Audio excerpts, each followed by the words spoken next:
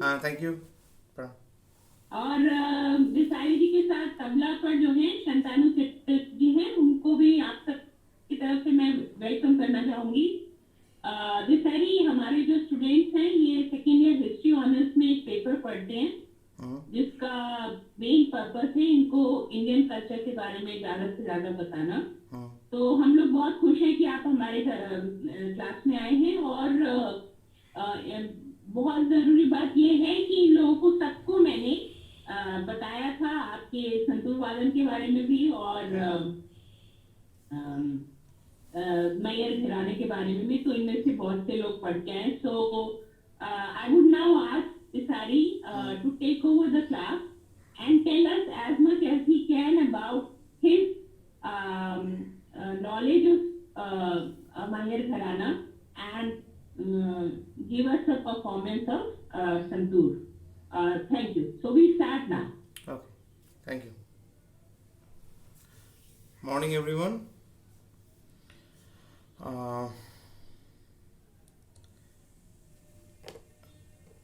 मैहर घराने के बारे में बताने से पहले मैं थोड़ा सा एक ब्रीफ दे रहा हूँ अबाउट इंडियन क्लासिकल म्यूज़िक। भारतीय शास्त्रीय जो संगीत है उसका शुरुआत जो है वो एकदम वेद के ज़माने से है। जब से जब ऋग्वेद लिखा गया और उसके बाद जब सामवेद के बारे में चर्चा हुआ, तो सामवेद में सबसे पहले संगीत के बारे में लिखा गया। तो ऋग के बाद सामवेद में, तो सामवेद में सबसे पहले संगीत के बारे में लिखा गया वहाँ पे। एंड संगीत का 7 स्वर होता है। ये 7 स्वर जो है इसको हम बोलते हैं षडज, ऋषभ, गांधार, मध्यम, पंचम, धैवत, निषाद। ये 7 स्वर जो है जिसको बाद में हम जब प्रोनाउंस करते हैं अभी गाने के टाइम में, गायन या बजाने के समय, तो उसको बोलते हैं सा रे गा मा पा धा नी सा, ऐसे करके करते हैं ना। तो उसका ओरिजिनल जो संस्कृत नेम है इसका षडज, ऋषभ, गांधार, मध्यम, पंचम, धैवत, निषाद। तो ये जो 7 स्वर है इसमें से और 4 स्वर है जो जिसको बोला जाता है कोमल स्वर। मतलब जो स्वर है उससे थोड़ा नीचे 2 स्वर के बीच में, मतलब सा और रे के बीच में कोमल ऋषभ, रे और शुद्ध गांधार जो है गांधार, उसके बीच में कोमल गांधार, और जैसे पंचम और धैवत के बीच में कोमल धैवत, और धैवत और निषाद के बीच में कोमल निषाद। तो 4 स्वर और कोमल, 7 स्वर शुद्ध, सा रे गा मा पा धा नी, तो हो गए 11।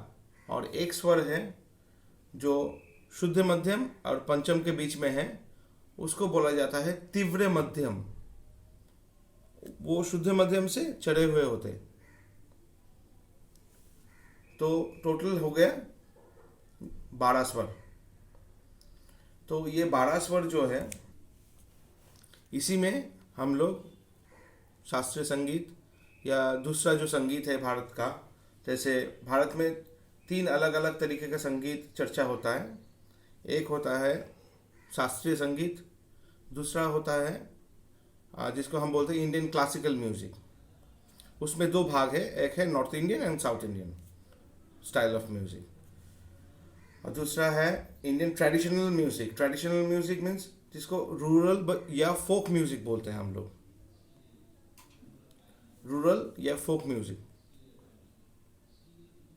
और तीसरा जो है वो है ट्राइबल म्यूज़िक। तीसरा जो है ट्राइबल म्यूज़िक, आदिवासी लोगों का जो संगीत है। तो ये 3 अलग अलग धाराएं हैं जो भारतीय संगीत में है। शुरू के ज़माने में जैसे वेद के चर्चा जब हुआ, तब से उस समय तो कोई दिक्कत नहीं था, क्योंकि वो ये लोग गांव में ही रहते थे और वो जंगल के आसपास रहते थे। लेकिन ट्राइबल लोग जो है उनका संगीत अलग ही था हमेशा, शुरू से ही। बाद में जब अर्बन कल्चर आया, नगर सभ्यता जिसको बोलते हैं हम लोग, तो शास्त्रीय संगीत धीरे धीरे रूरल या गांव से आ गया।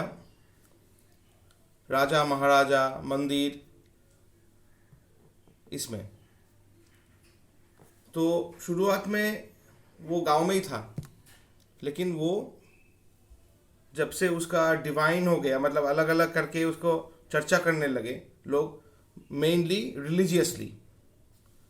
शास्त्रीय संगीत के साथ रिलीजन का एक रिलेशन है, तो वो जब रिलेशन बनता गया और भी ज़्यादा, तो ये धीरे धीरे वो अर्बन कल्चर में ज़्यादा आ गया। तो अर्बन कल्चर में आने से क्या हुआ, शास्त्रीय संगीत जो है, हाँ प्रणाम होगा, शांतनु चैटर्जी, हाँ। तो अर्बन कल्चर में आने के बाद क्या हुआ संगीत का, वो एक नियम में बंध गए। नियम क्या हो गया कि ये लोग चर्चा करेंगे संगीत का, ये लोग नहीं करेंगे। शुरुआत में क्या होता था, ब्राह्मण लोग जो है उनका जो संगीत है उसको बोला जाता है ब्राह्मण्य संगीत, जिसका बाद में जिससे ध्रुपद संगीत या धमार संगीत जो है उसका प्रयोग आया।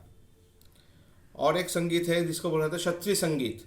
शास्त्रीय संगीत जो है वो बाद में जैसे जब इस्लामिक इन्फ्लुएंस के बाद, उस समय के बाद इसको ख्याल या कवाली, इसका जो जॉनर है, इस जॉनर में गाया जाता है, जिसको बोला जाता है क्षत्रिय संगीत। और एक संगीत है जिसको बोला जाता है वैश्य संगीत।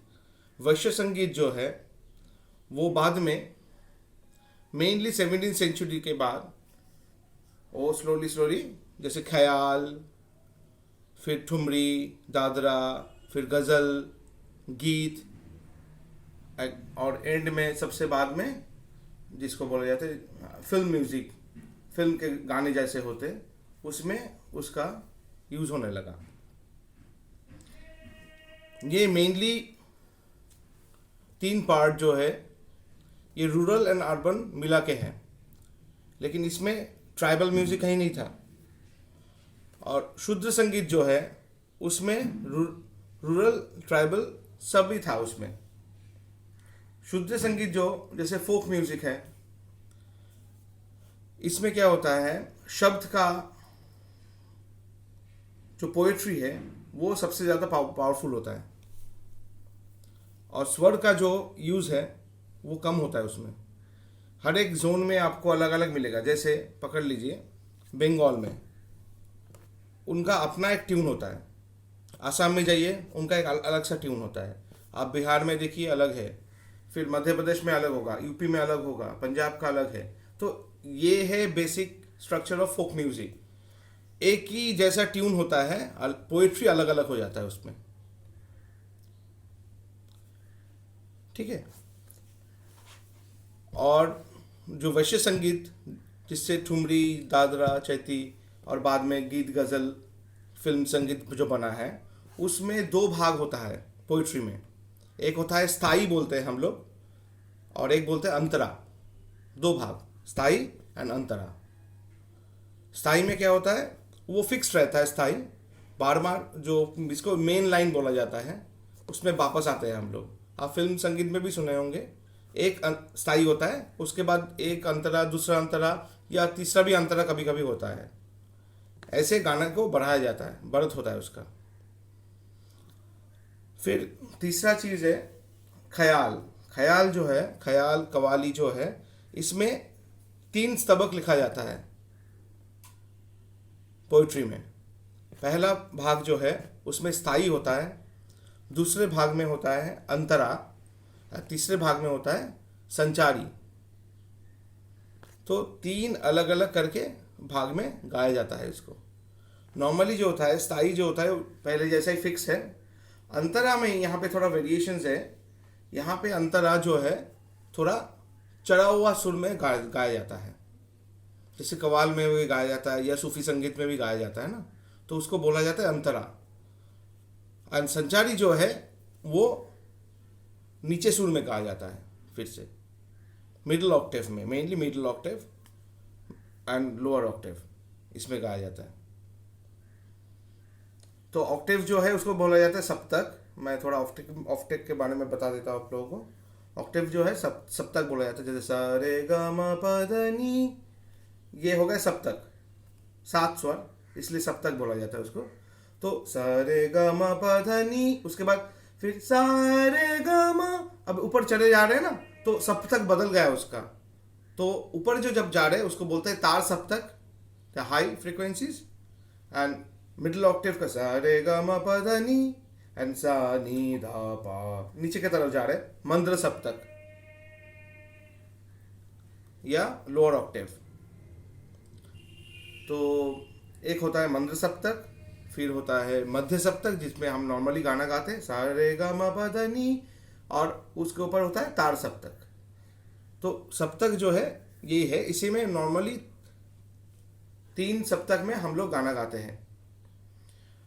कोई कोई इंस्ट्रूमेंट्स ऐसा है, साज ऐसा है जिसमें अतिमंद्र बजाया जाता है, जैसे रुद्रवीणा है, श्रृंगार है, फिर एक है सुरबहार बोल के है।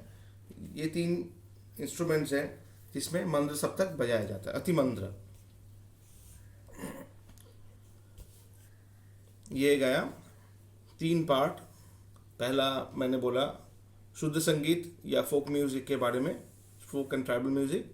फिर मैंने बोला ठुमरी, जिसको ठुमरी गज़ल गायक एंड जो फिल्म म्यूज़िक, ये है वैश्य संगीत।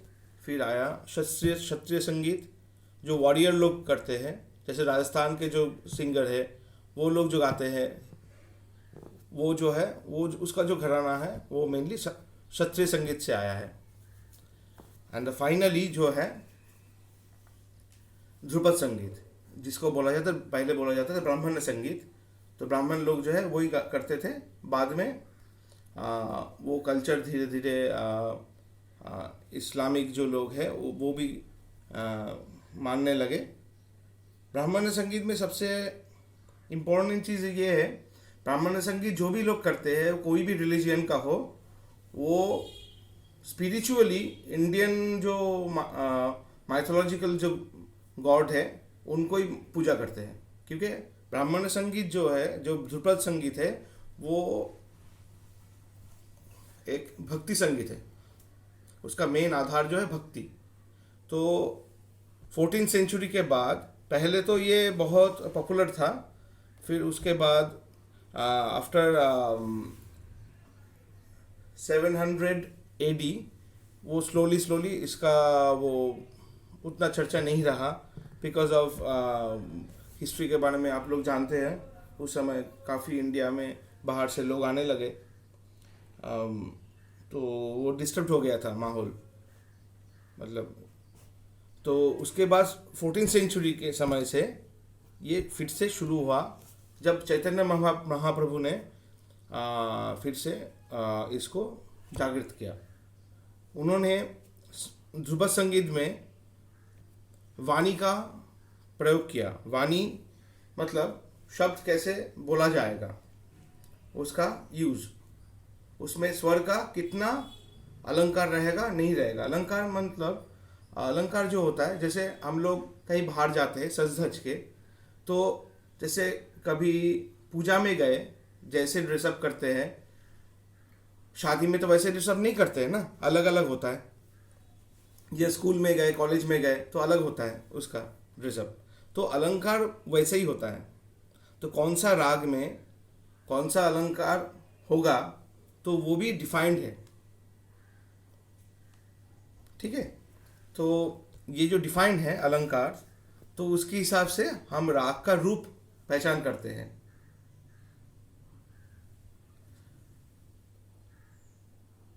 पकड़ लीजिए, एक लड़की है, ठीक है। अभी एक लड़की जो है वो चल के आ रही है और उन्होंने ऐसा सजा कि हम लोग को देख के लग रहा है कि वो पूजा में जा रही है, पूजा करने। उनके हाथ में थाली है, जैसे फूल का सामान है। This props are also the part of the अलंकार।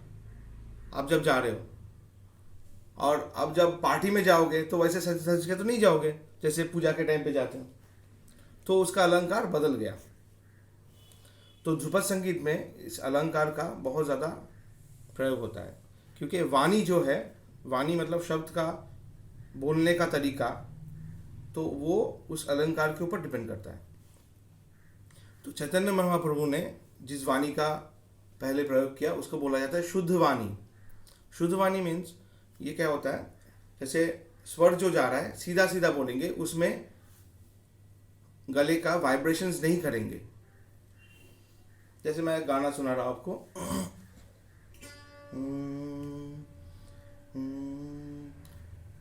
तू हे सूर्या,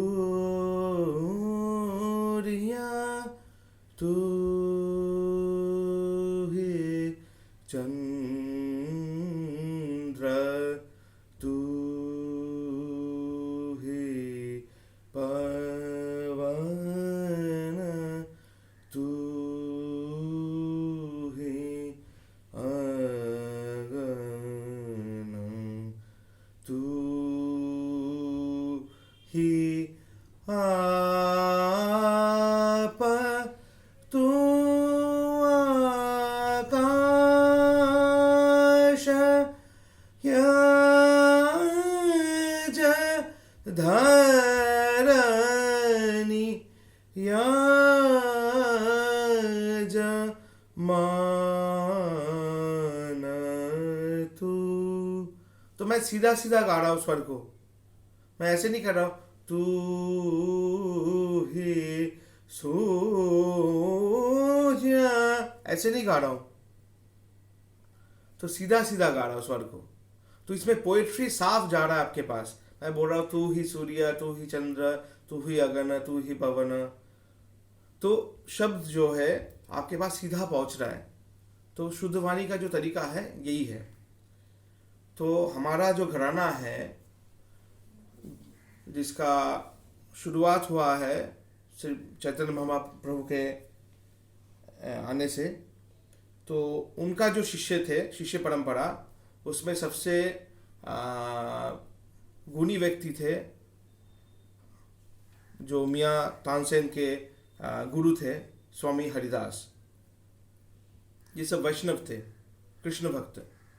तो उनका शिष्य है मियाँ तानसेन, उनका पहला शिष्य थे वैजू बावड़ा, एंड आफ्टर दैट एंड उनका लास्ट जो शिष्य है वो मियाँ तानसेन थे, जो उस ये जो संगीत था ये गांव गांव में घूम के रास्ते में गाया जाता था शुरू में। चैतन्य महाप्रभु ऐसे ही करते थे, वो खुद ही ऐसे करते थे। लेकिन अकबर के जो कोर्ट है, तानसेन ने उसको अकबर के कोर्ट में लेके गए। उससे क्या हुआ, ये संगीत जो है वो जो एक रूरल फॉर्म में था, ये चला गया अर्बन कल्चर में। ये उसका शुरुआत हुआ। तो अकबर के कोर्ट में तानसेन वहाँ पे गाना गाते थे। उन्होंने बहुत सारे राग का अलग अलग करके प्रयोग किया है उन्होंने। उनका सबसे फेवरेट नोट था कोमल गांधार।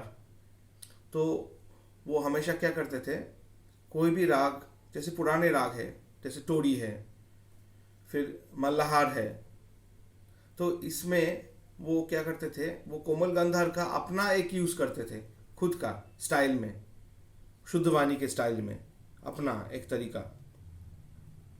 तो उसका गायन शैली से दो शैली पैदा हुआ। एक तो पहले जो ट्रेडिशनल था शुद्ध वाणी वो, और एक शुरू हुआ गौर वाणी। ये गौड़वाणी भी आया है गौड़ से। गौड़ जो है वो बंगाल से है। गौड़वाणी जो है वो बाद में ग्वालियर में जब उसका चर्चा होने लगा, ग्वालियर, रामपुर, ये सब एरिया में, यूपी एंड मध्य प्रदेश में, तो ये धीरे धीरे उसको गौड़वाणी या गौरवाणी बोला जाता था। लेकिन ओरिजिन जो है वो गौड़ है, उसका प्रोनाउंस गौड़वाणी बोला जाता है उसको। गौड़ इसलिए बोला जाता है क्योंकि वो वाणी जो है गौरांगों ने, मतलब चैतन्य महाप्रभु का दूसरा नाम है गौरांग, गौरांग बोला जाता था उनको, इसलिए गौड़वाणी बोला जाता था शुद्ध वाणी को, और एक नाम दिया गया। तो तानसेन का जो गायन शैली है वो शुद्ध वाणी या गौड़वाणी में आधारित है। बाद में इसी गायन शैली को बोला जाता है, क्योंकि उनका नाम था तानसेन, तो सेन नाम से आया सेनिया। तो उनके जितने भी वंशज है, हाँ, उनका लड़की जो है, हाँ, सरस्वती, उनका फैमिली से ही पूरा ये वंश बढ़ा है, क्योंकि उनका लड़का तो पहले ही गुजर गया था, उन्होंने शादी भी नहीं किया था, विलास खान जो है।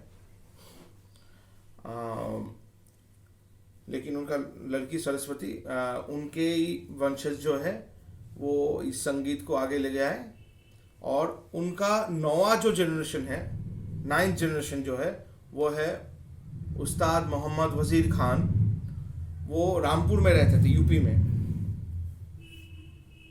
और बरेली जो है, बरेली के पास में रामपुर, तो रामपुर घराना बोला जाता है इसको। तो